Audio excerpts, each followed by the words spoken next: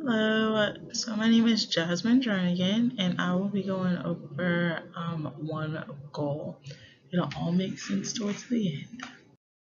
Hello, so I will be going over again one goal. Kind of an overview of that is the two organizations I picked was SNAP, the Supplemental Nutritionist Assistance Program, and Feeding America, the nonprofit charity.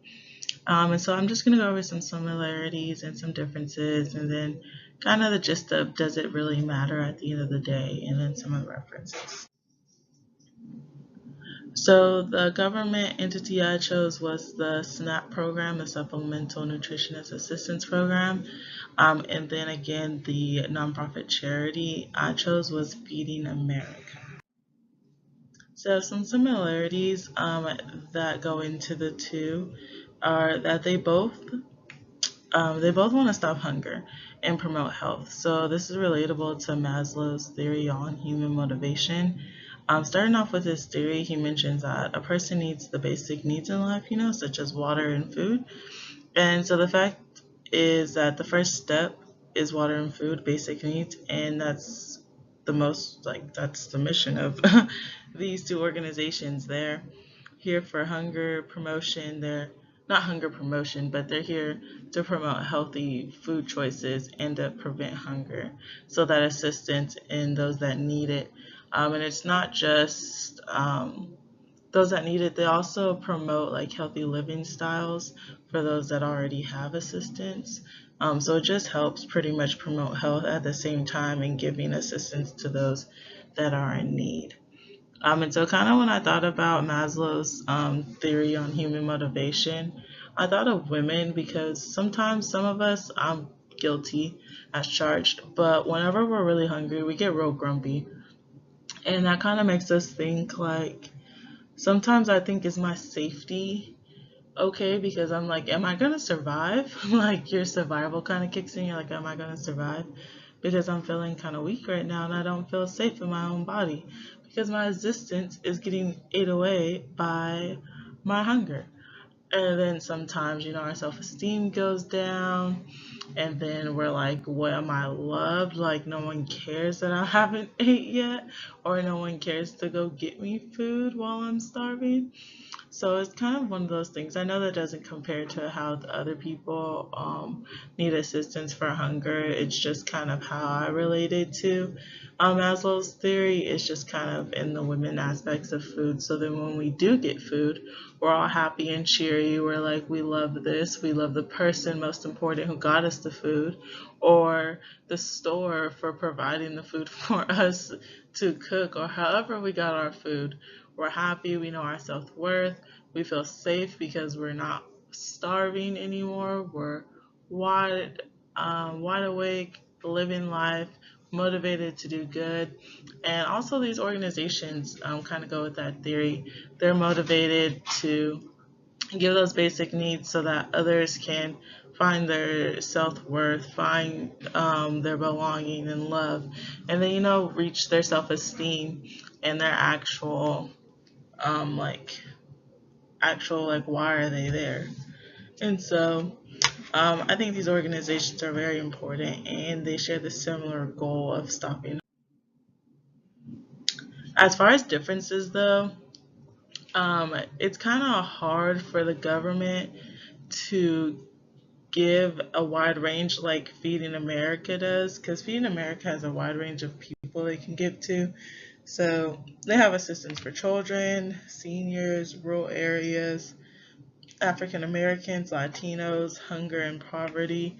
Their range of target is wide because their funding is different. Their funding is primarily on donations by generous donors. So on the website, I had read that 98 of their donations are their operating expenses. So it helps with the assistant programs for all these different ranges of targets. As far as the government, typically they have a budget set by the Labor of Agriculture.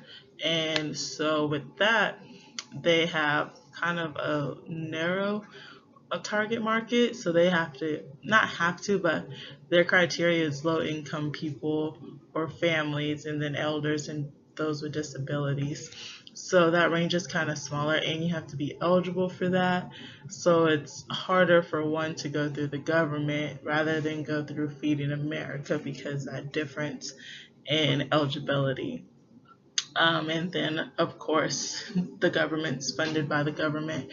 And Feeding America does get a little bit of government assistance, but primarily, again, 98 of their donation, 90%, 98% of their donations are given by donors, and that's primarily how that organization functions, because they are a nonprofit. And so, kind of at the end of the day, it doesn't matter. And my opinion on that is it does, depending on your eligibility. It depends on how you fit in the criteria. If you're low income, want to go through the government, and you're kind of on that side of low income, family or individual, elderly, or you have a disability, that could work in a government aspect. But if you want a wider range, more of a wider criteria of eligibility, Feeding America would be the best. It seems to serve a more personal level interests rather than the government. So the government's kind of a majority thing. I feel like the government went and said, who do we see poverty and hunger in the most? And so it was kind of like it's low income, it's the poverty sector, it's also elders, and then it's those on disabilities. So they took those three aspects and made that their criteria on being eligible. As far as Feeding America said, okay, we have a wider range, we have a little bit more funding rather than the government. And so with that being said, they're like, okay, we're going to look at children, we're going to look at seniors, we're going to look at rural areas, we're going to look at African Americans, and so on and so on.